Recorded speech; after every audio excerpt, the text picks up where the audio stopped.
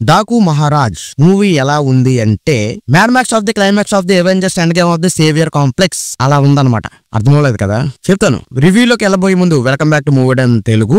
కొత్తగా వచ్చినట్టయితే like, share, subscribe కొట్టేయండి. మూవీ చూసి థియేటర్ నుంచి బయటకు చాలా సేపు అయింది. అయినా సరే తమన్ బ్యాక్గ్రౌండ్ మ్యూజిక్ ఇంకా చెవుల్లో రింగ్ అంటుంది. అలా కొట్టాడు తమన్. సో యాక్చువల్లీ ఫస్ట్ మనం ఈ సినిమా డైరెక్టర్ బాబీ గురించి మాట్లాడుకోవాలి. సో డైరెక్టర్ బాబీ గారు మూవీస్ అన్నింటిలో కూడా ఒక డ్రాబ్యాక్ ఉంటుంది. అదేంటంటే అతను తీసిన సినిమాలు అన్ని కూడా ఎమోషన్ చాలా పీక్ లెవెల్లో ఉన్న టైంలో సడన్ గా స్క్రీన్ ప్లే చేంజ్ వల్ల ఆ ఎమోషన్ ఒక్కసారి డ్రాప్ అయిపోతూ ఉంటది. అంటే మనకు ఆ వాల్తేర్ వేరయ్యే మూవీలో గానీ మిగతా మూవీస్ లో గానీ ఇలాంటివన్నీ కూడా మనకు ఉంటాయి. బట్ డాకు మహారాజులో మాత్రం డైరెక్టర్ బాబీ ఆ మిస్టేక్ అయితే చేయలేదు. సో ఇక ఫస్ట్ హాఫ్ అంతా నానాజీ స్టోరీ అండి. సో నానాజీ లుక్ అయితే చాలా సాలిడ్ గా ఉంది, చాలా స్ట్రాంగ్ గా ఉంది. సో బాలకృష్ణ గారి లుక్ అయితే చాలా స్టైలిష్ గా ఉంది. అండ్ ఇప్పుడు స్టోరీ విషయానికి వస్తే మన నానాజీలో ఒక ఫ్యామిలీలో చేరుతాడు. సో అనుకోకుండా వాళ్ళు చంపేస్తారు. బట్ ఆ ఫ్యామిలీలో ఒక పాప ఉంటది. ఆ పాపకి రక్షకుడుగా మన నానాజీ ఉంటాడు. సో అందుకే నేను ఇందాక సేవియర్ కాంప్లెక్స్ అన్నాను. సో ఆ పాపకి అయితే భయంకరమైన థ్రెట్ అయితే ఉంటది విలన్ గ్యాంగ్ నుంచి. ఆ థ్రెట్ ఏంటన్నది మనం సినిమాలో చూడాలి. సో బేసిక్ గా ఇలాంటి స్టోరీ మనం ఏమి చూడడం కొత్త కాదు. ఇంతకు ముందు మనం కంగువాలో చూసాం. ఎందుకంటే కంగువాలో కూడా సేమ్ కొంచెం అలాంటి కైండ్ ఆఫ్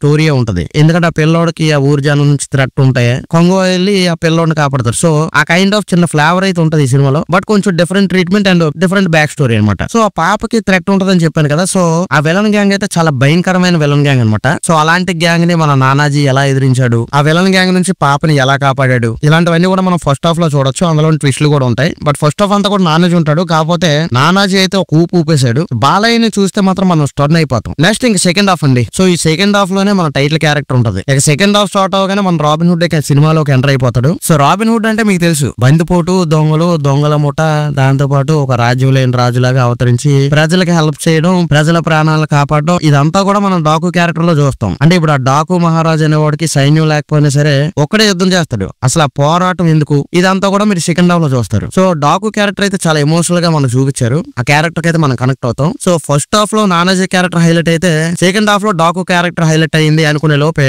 మనకి ఇంకో క్యారెక్టర్ కూడా ఉంటది. అది క్లైమాక్స్ లో వస్తుంది. సర్కార్ సీతారాం అనమాట. సో ఆ సర్కార్ సీతారాం క్యారెక్టర్ కూడా మామూలుగా ఉండదు, ఫుల్ మాస్ అనమాట. అంటే ఆ సర్కార్ సీతారాం క్యారెక్టర్ అనేది చాలా పవర్ఫుల్ గా ఉంటది, అవుట్ స్టాండింగ్ అనమాట. సో ఈ మూడు క్యారెక్టర్లు కూడా చాలా బ్యాలెన్స్డ్ గా ఉంటాయి. దేనికి ఏది తీసుకోకుండా ఉంటది. ఏ క్యారెక్టర్ కి ఆ క్యారెక్టర్ స్పెషల్ అనమాట. అసలు డాకు క్యారెక్టర్ ఎందుకు వచ్చింది, ఈ నానాజీ క్యారెక్టర్ ఎందుకు వచ్చింది, ఇవే అనుకుంటే ఆ మూడో క్యారెక్టర్ సర్కార్ సీతారాం క్యారెక్టర్ ఎందుకు వచ్చింది, అదిదా సినిమా. ఇక్కడ ఏంటంటే మీకు రజనీకాంత్ గారి బాసా సినిమా మీకు గుర్తుంది కదా, ఫ్లాష్ బ్యాక్ ఉంటది. అలాగే మన సమరసింహారెడ్డిలోని ఆ హోటల్లో పనిచేసే వ్యక్తికి ఎలాగైతే ఫ్లాష్ బ్యాక్ ఉంటుందో కొంచెం ఆ కైండ్ ఆఫ్ కేటగిరీలోకి మనం ఈ సినిమాని అయితే పెట్టొచ్చు. అలాగే ఈ సినిమాలో మనకు మొత్తం 4 సాంగ్స్ అయితే ఉంటాయి. మేబీ అనవసరమైన దగ్గర ఒక సాంగ్ ని పెట్టి స్టోరీ ఫ్లో ని దెబ్బతీయడం ఎందుకని ఇలా 4 సాంగ్ ని పెట్టినట్టున్నారు. బట్ అది కరెక్ట్ గా వర్కౌట్ అయింది. ఎక్సెప్ట్ మనకు ఆ స్టార్టింగ్ లో వచ్చే ఐటమ్ సాంగ్ తప్ప మిగతా సాంగ్స్ అన్ని కూడా ప్లేస్మెంట్ కరెక్ట్ గా ఉంటాయి. ఆ పాప సాంగ్ గానీ మిగతా ఏ సాంగ్ చూసుకున్నా మనకి ప్లేస్మెంట్ అయితే కరెక్ట్ గా ఉంటాయి. ఎక్కడ కూడా మనకు స్టోరీ ఫ్లో ని డిస్టర్బ్ చేసినట్టు అనిపించవు. ఇంకా సినిమా గురించి చెప్పుకోవాలంటే డాకు మహారాజ్ ఎంట్రీ అయితే ఎదిరిపోద్ది. అండ్ దాంతో పాటు ఓరసే రౌతల జస్ట్ దబడి సాంగ్ కోసం పెట్టారు అనుకున్నా గానీ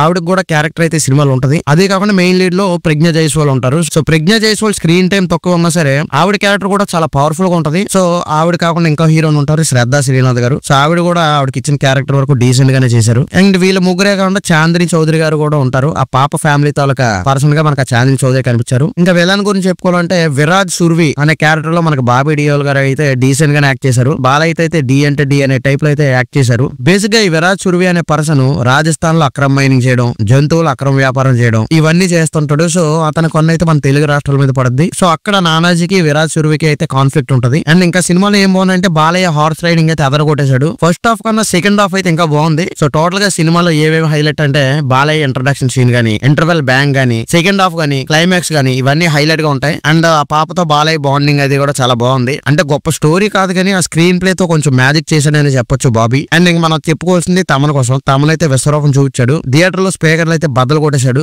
బాలకృష్ణ గారికి ఎలివేషన్ సీన్లు ఎక్కడెక్కడ వచ్చాయో అక్కడైతే తమన్ ఇచ్చిన బ్యాక్గ్రౌండ్ అయితే చాలా హెల్ప్ అయింది, చాలా ఎలివేట్ చేసింది సీన్స్ ని. ఇంకా మనకి సినిమాలో బాబీ డియోల్ కాకుండా రవికిషన్ కూడా ఒక విలన్ లా కనిపిస్తాడు. సో అతను కూడా డీసెంట్ గానే చేశాడు. అలాగే సచిన్ కేడాకర్ కూడా పెద్ద ఆయన లాగా యాక్ట్ చేశాడు. సో అతను కూడా బాగానే చేశాడు. సో బేసిక్ గా మనం బాలయ్య నుంచి ఎలాంటి మూవీస్ ఎక్స్పెక్ట్ చేస్తామో ఈ సినిమా అలానే ఉంటది. మీరు ఏం ఎక్స్పెక్ట్ చేశారో అదంతా కూడా మీకు సినిమాలో ఉంటది. అంటే మనకు బాలయ్య అంటే తోడలో కొట్టడం, డైలాగులు చెప్పడం ఇవన్నీ కూడా బాగుంటాయి. సో సినిమాలో అయితే బాలకృష్ణ గారికి అయితే మంచి మంచి డైలాగులు అయితే పెట్టారు. అవన్నీ కూడా మిమ్మల్ని ఎంటర్టైన్ చేస్తాయి. సో ఇది Daaku Maharaj movie review. Video నచ్చితే లైక్ చేసి మన ఛానల్ సబ్స్క్రైబ్ చేయండి.